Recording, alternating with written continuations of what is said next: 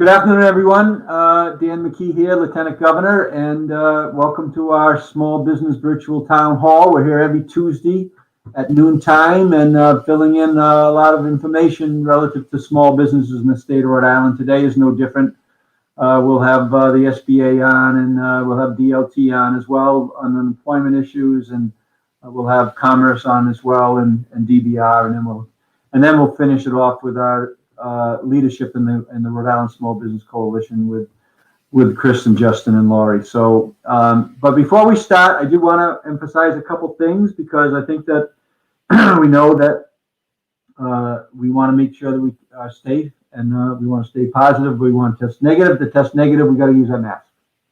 So we need to keep on reinforcing that this is something that's going to be with us for some time.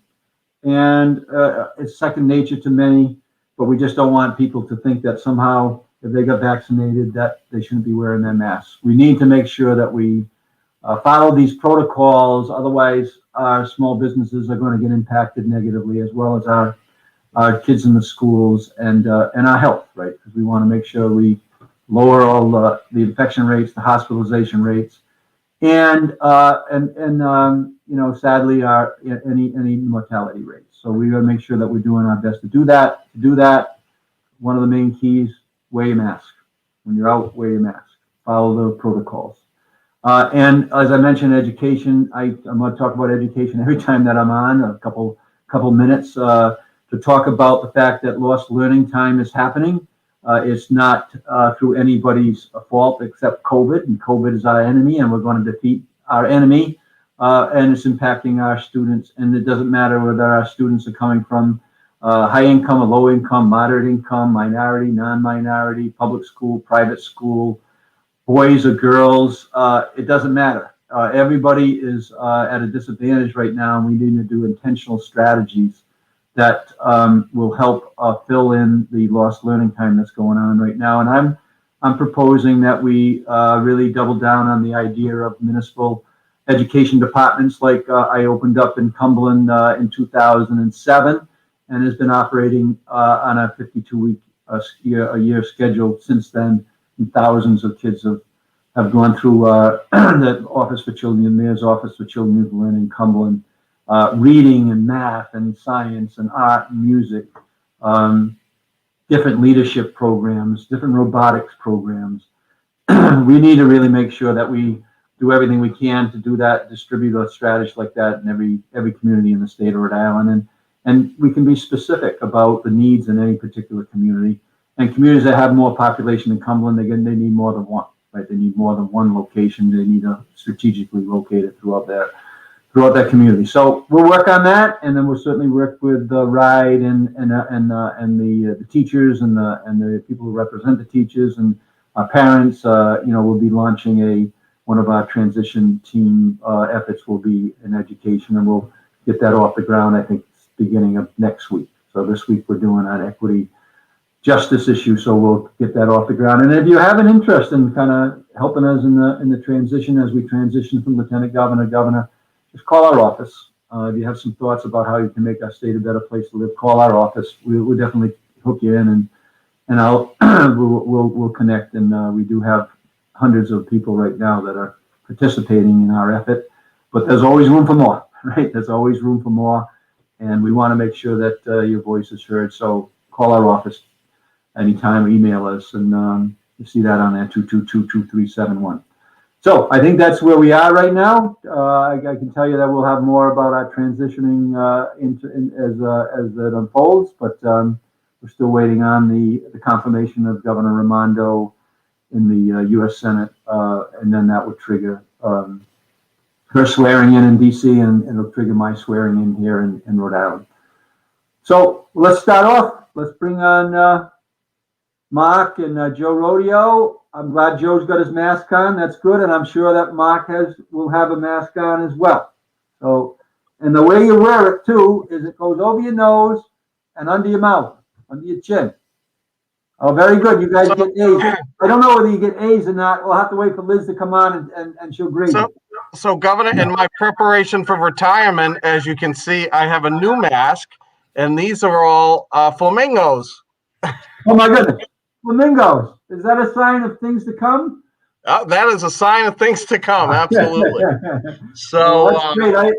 I hear it's a little warmer down in that neck of the woods where the flamingos fly than this neck of the woods where I think I tell you, I do a little bird watching out of the window now. We have these cardinals out there, blue jays, all other things. We have actually an eagle that flies over our property every once in a while and lands perched on our roof. So yeah, but no flamingos. We got no flamingos. Not yet.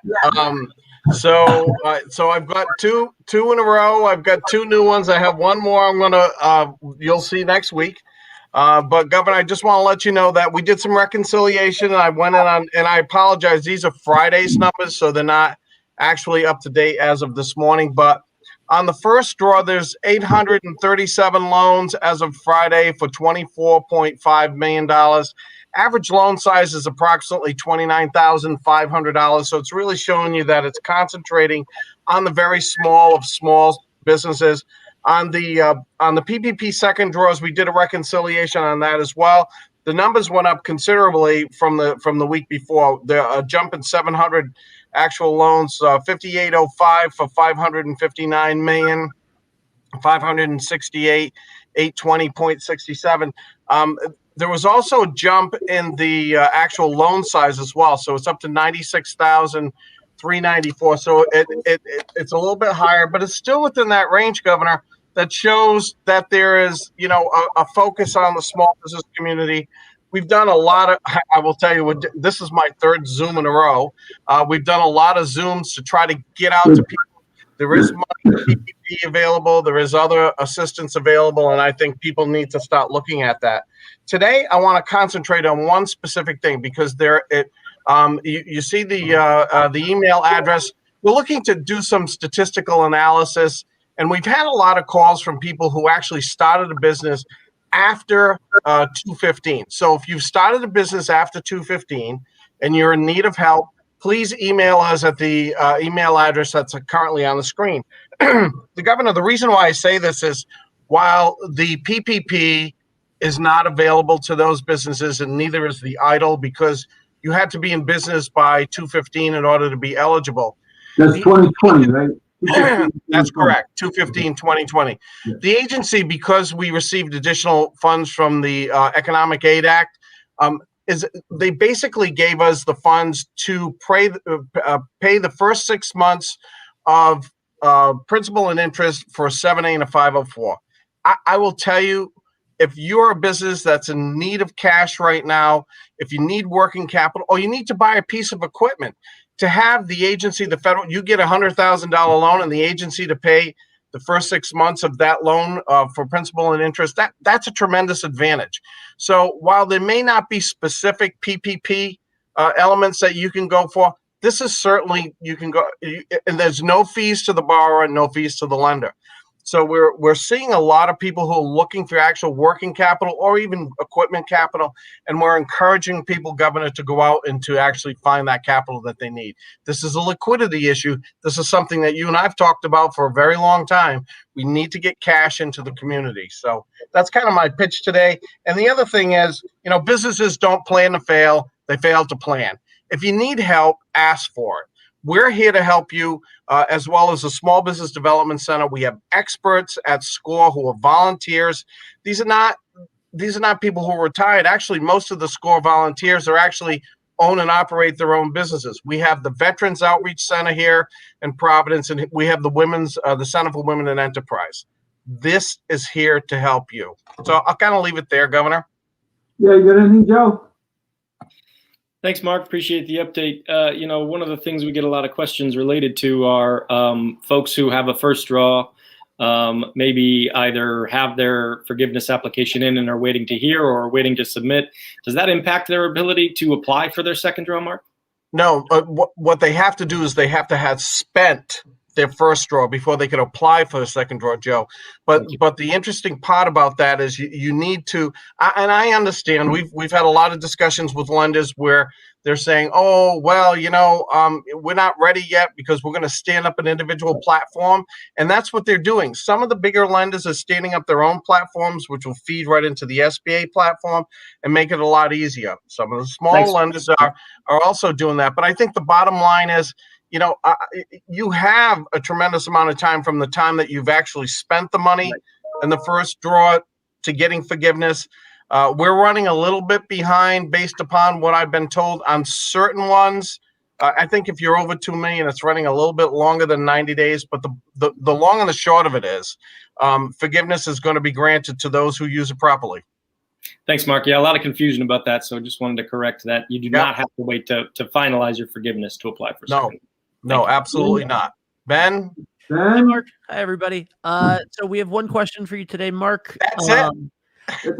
I have to move everybody along. We only have a half hour right now. All right. SBA question. Please provide an update on SVO and what's the best way to have a conversation with RI SBA staff on trying to access eligibility of SVA versus PPP as we hear the clock ticking.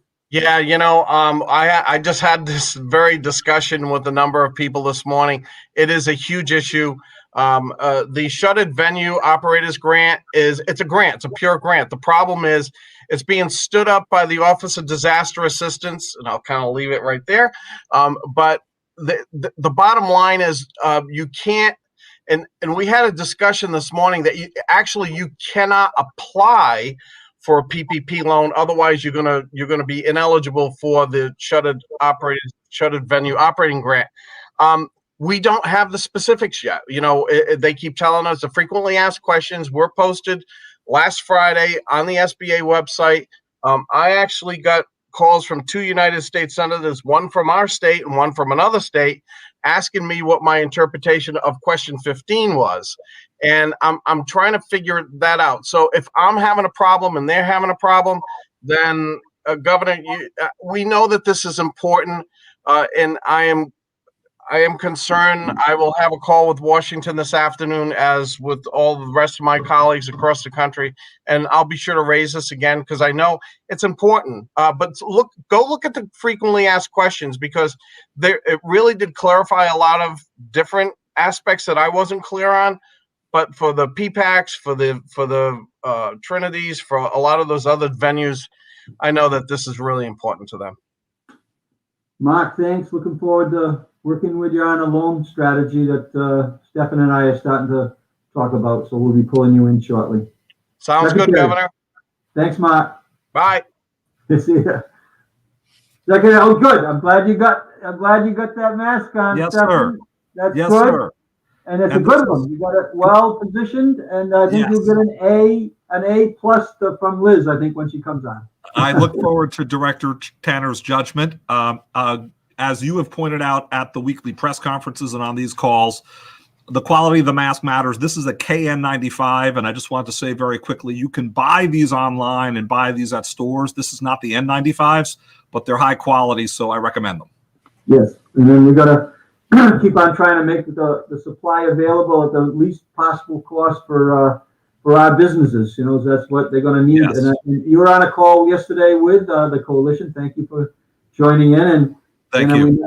I think we made it very clear that the masks are here for the immediate future. Yes, sir. They are, and we're going to work on even helping businesses regarding masks. That's yet to come. And I'm grateful to you, Governor McKee, and to Chris Parisi for inviting us onto that call, and frankly, for your leadership, Governor and Chris, in helping us get some more flexibility in the restrictions. Yeah, so I think that, that was talked about yesterday, but why don't you just share kind of the things that, going through your mind and related to commerce, that are on the horizon, and things that, besides you've been a great supporter of the PPP SBA loans, right? I mean, that's something that you've really taken an active role in. we, as a matter of fact, with your encouragement, Governor McKee, we just did a webinar this morning. Mark Hayward participated in that. Thank you again, Director Hayward, and an array of technical assistance providers to build on Director Hayward's comments on PPP. Now is the time to find out how to apply and to apply, whether you've already done it in round one or whether you're new in round two. And we have an array of technical assistance providers paid for by Commerce, by the Rhode Island Commerce Organization. And let me list those out. The Center for Southeast Asians, Hispanic Chamber of Commerce, the Rhode Island Society of CPAs, the Multicultural Innovation Center, SCORE, Rhode Island SCORE, and the Small Business Development Center, SBDC.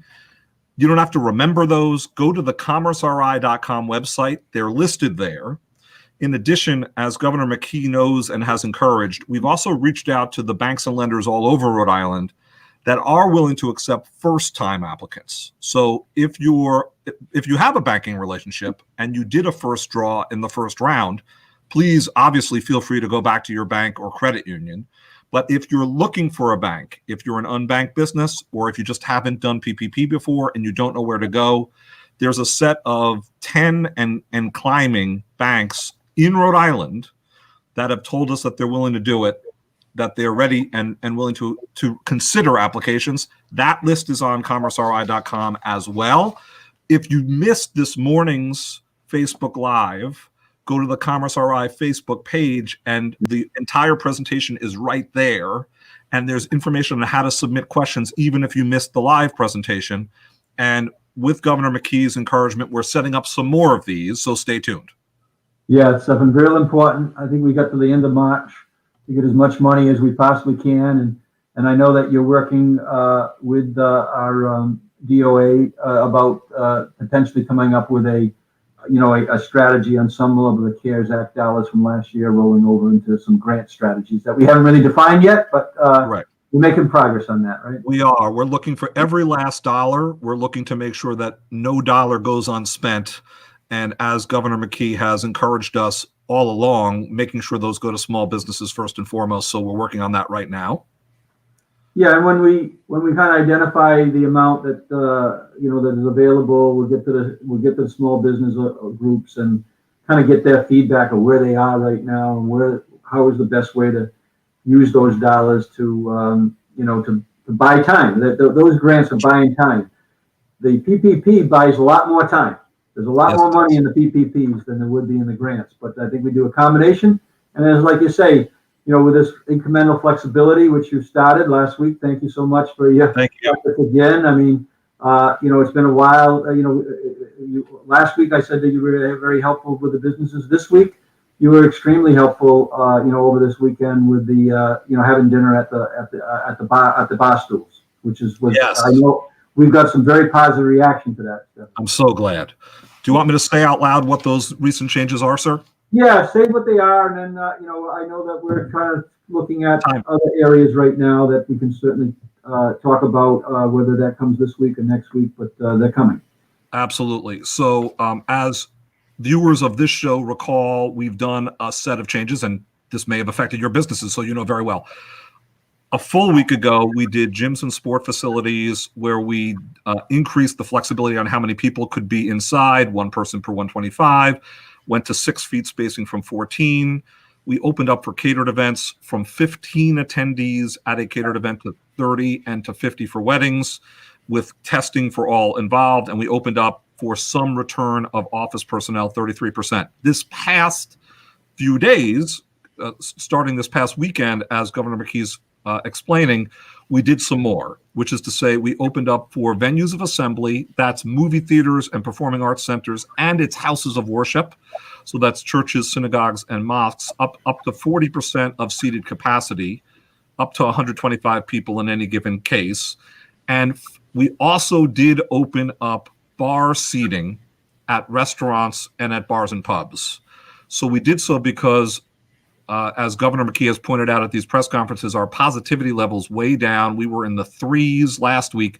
We're in the 2% zone this week, which is not to say we can stop wearing our masks. We have to keep wearing our masks and keep your distance and all the safety protocols, because things can spike very quickly. But the bar areas are now open under these conditions. maximum of 2 households and 4 people, 6-foot spacing at the bar, unless you do have plexiglass in place between the parties, that kind of horizontal plexiglass, in which case it's 3 feet distance with the presence of plexiglass. 90-minute seatings. Massachusetts is doing this too. It just enables us to have, frankly, more customer flow to restaurants, but also fewer people putting particles in the air for any extended length of time. And we did return to an 11 p.m. early closure, later than that 10 and 10:30 scenario, an 11 p.m. early closure. The public health officials of the state were willing to accept that, and Governor McKee and we were able to proceed with that. We know it's been successful in this first weekend, and we're, to the governor's point, we are looking at what more flexibility we can provide to any number of venues and businesses around things like ventilation being provided and things like use of testing to open up some of the restrictions that still exist. Yeah, and I'm going to make a little plea to the customers out there. You know, let's help these small businesses. Let's follow the protocols to the nth degree. We can help our small business. If you're a customer out there, you're doing business with a small business out there, we can help our increase this footprint, create more incremental flexibility. And if you're following the protocols as customers, that's going to help these businesses. So don't be fighting it. Make sure that you're really collaborating with our small businesses. We want to make sure that we're doing as much business as we can in the state of Rhode Island, and that's one way our customer base can help out, Stefan. Yes, they can. It's so important that people do take those efforts: masking, distancing, washing, cleansing, all of those things that are necessary to keep us safe, because that's what will keep our businesses open. Absolutely. All right, Stefan. Well, thank you again, and I tell you, I know the coalition really appreciated you joining the call yesterday, and we'll just keep those lines open, and we'll just make sure that we want to stay positive, but we want to test negative, and so we got to follow the protocols to make that happen. Hi, Matt. Thanks. Thank you all very much. Thanks again to Chris Parisi and the entire coalition. Thank you again.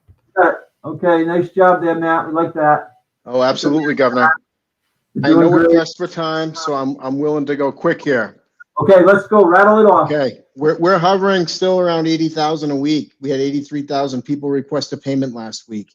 I happen to think, by just taking a look at the dashboard that we have, that we are starting to see more people work part-time. And so that includes anybody who requested a payment, not people that are just out on benefits for their whole week's paycheck. So keep certifying, folks. If you have any questions at all, please go to the website, dlt.ri.gov, and try to find some information. I'm working with our web developer to make some new graphics and to make it a little easier to find information. We know there's an awful lot to tell you, and there's only so much space. So we want to be clear and try to provide some infographics for you that might be helpful. But look there first before you call. Then if you need to call 415-6772. That's our call center. We are still taking, we're helping 1,000 people a day, which is great. We're back up to 1,000. We had shifted some resources, so then we went down a little bit. Now yesterday, 1,033 people were helped. We're going to keep doing that and hopefully be able to get closer to 1,500 people a day. But far more people call. And so we're hoping that we can help you by providing information online and just telling you to keep certifying every week. The 1099s for taxes went out. All of them are now out and have been postmarked and put in the mail. Everyone should have them or have them very soon. If you receive a 1099 and you did not file a claim last year and you didn't know one was filed in your name, unfortunately, that means that somebody had your name and your social and they used it to file a claim. It's called imposter fraud, and that's what we've been dealing with this whole time. There is a link on our website right in the homepage where you can report a fraudulent 1099. That will put you on a work list, in which we will work from that list and provide you a corrected 1099, which will give you zero responsibility for any tax payments that are required for any benefits paid under your name. There are no tax liabilities for anyone who is a victim of fraud. None. Not a penny of taxes are due if you are a victim. And so please know we will get to it. We will fix it. Right now, we have a number of people on that list, and we're working through it every single day. The other thing about 1099s, I've got a number of people that have called in and said, mine's wrong. I didn't get that much money. And while, of course, they can be incorrect because something could happen, every single one that I've looked at was right. And the issue was people either didn't realize how many payments they had gotten. And that's partially because we need to do a better job of providing like a benefit balance statement, which we're working on with some new technology. But think about it and take a look at your bank account. All of the benefits that are paid are taxable. Even if you've had taxes withheld, you may owe some more taxes because it's one tax rate that comes out of everybody's claim. And so based on how you file, there may be some owed at the end of the year. But every payment that came to DLT, whether it be your regular unemployment, pandemic unemployment, the $600 extra weekly amount, the amount that FEMA put out, which was $300 a week, the governor's pause boost, which was $200 a week, or now the extra $300 a week, all of those payments are taxable. And so the gross amount of those payments is going to be on that 1099. If you have a question about it, please call us. Try early, try often, try late in the day. That's it. Okay, Ben, you got something? I do. Oh, I took the wrong one down. I'm going to move on. Matt, I got two quick questions for you. Number one, first of all, if you have a question that is just that you are having an issue getting through to unemployment, like Matt said, later in the day, Saturday mornings, if it's an issue that continues to happen, ltgov.ri.gov, the email address that's going on the bottom, email them. Shay will send it over to Matt. Jody says, if you are collecting on and off due to schools closing, etc., do you stay on extended when benefit year ends, or open a new year? So confusing. So the rules require you to file a new claim when your benefit year ends. Think of it this way: a claim lasts for 1 year from the week that you file. After that year, you need to start a new claim. If you're not eligible for some reason, then we can extend your old claim. Okay.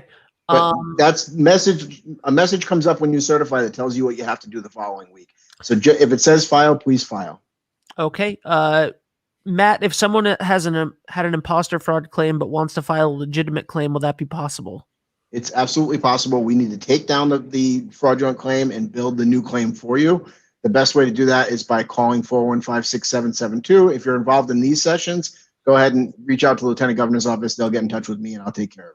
Final question. Are the letters we get with names, social, actual salary info from DLT or fraudulent? If it comes on DLT letterhead and it's a notice of it's called a monetary determination or a notice of a claim filed, then it's probably a legit statement that somebody filed in your name and the system generated that notice. That's when you should report to the dlt.investigations@dlt.ri.gov website, email address, or the Rhode Island State Police on their website. They have a link that you can report fraud. Thanks, Matt. Again, thank you. Thank to the staff. Appreciate it very much. Thank you. Bye, Liz. Hello. Hi, Liz. Yeah, you got yours. Where did you shop on that one? Where did you get that one? This one again is from the Etsy store from Coffee Depot in Warren, my favorite place. That's where I get all my masks now. So nice. Looking good. So I gotta appreciate being number 4. I'm the cleanup hitter. You know, I don't have a lot of time here, but I'll say you hit the one that you put the one that can hit it out of the pocket. That's right. In the cleanup spot. Grand slam coming your way. Grand slam. Yeah. Just a few things to talk about today. So we had a meeting this morning. We talked about where the spikes are. So as much as all the numbers overall are really good right now, we're seeing one area of spiking, and that's with offices, right? So for those of you who have offices or you have indoor work, we're seeing a little bit of a spike in that space, and we think it's, again, from this lack of mask usage. You got to wear your mask. Maybe you wear 2, depending on what you do, what you're doing, right? So really want to encourage offices to have the masks on. Same thing with the confined spaces like cars. You got to wear a mask if you're in the car with somebody who's not in your family. And again, maybe 2 if you're in the car with them. So any confined spaces, break rooms, lunches, smoke breaks, things like that, that's where we're seeing problems right now. Otherwise, everything's looking pretty good. And fingers crossed, we're thinking it's going to be for a couple of weeks before we see a spike again. That said, there's more testing available right now than there ever has been. So if your business needs any kind of testing, it's everywhere, right? So if you don't know where to go, you know, reach out to the LG or to me and we'll connect you with it. But as a business owner, we're hoping that you're going to encourage your employees to get tested on a regular basis before they come, and that you'll be quarantining them if they or anybody in their family gets sick. That's what I got for today. Yeah, there's more and more of that testing opportunity, and that's one of the real opportunities with us to try to help manage this and to contain this virus. And and we've spoken over and over again on this broadcast as much as anywhere. But our whole idea is to contain that infection rates and the hospitalization rates and sadly the mortality rates, and then get the vaccines out as quickly as we can. So, Liz, thank you for your leadership there. Very important to the small business community for sure, and your participation here is very, I know that the people really like the fact that you're here talking to them and accessible. So thank you. Thank you very much. Yep. All right, Chris and Laurie, I tell you, we're going to call this like the Liz Tanner effect, right? Yeah. We can label the mask, continue on the mask, we call it the Liz Tanner effect. She's the cleanup hitter, but definitely the Liz Tanner effect. Chris, give us a little overview what's happening, and then Laurie, give us the shop local stuff and anything else you want to add in. Sure. Thank you, Governor. So this past weekend, we were able to, and I'm getting a little feedback, by the way. Thank you, Laurie. We were able to go and sit at the bars, my wife and I, which, as Secretary Pryor just mentioned, again, a big shout out to Commerce, Secretary Pryor, his team, and obviously yourself, Lieutenant Governor, for getting those restrictions lifted so we can extend that indoor dining to the bar area. That opened up more seating and was able to help these small businesses. So we were able to support local this weekend down in Newport, even got some local furniture from Ben's Furniture. And we were really excited to support the local businesses. But when it comes to the Rhode Island Small Business Coalition, as Secretary Pryor just mentioned, we've been advocating hard for our small business members, and we wanted to open it up to more of the members that wanted to have a say. They wanted to share directly. We did do the survey a couple of weeks, did get some great insights, and a lot of folks did want to be a part of it. So this upcoming Monday, the 22nd at 5 p.m., we're going to have a call that opens it up to any Rhode Island Small Business Coalition members that wants to be a part of it. So just email us at info@rismallbusiness.org. We'll add you and send you over the Zoom link, and we'll give you the invite, and you could join so you can ensure your voice can be heard. Yeah, and Chris, that's what it's all about. The ability to be speaking about, and have input.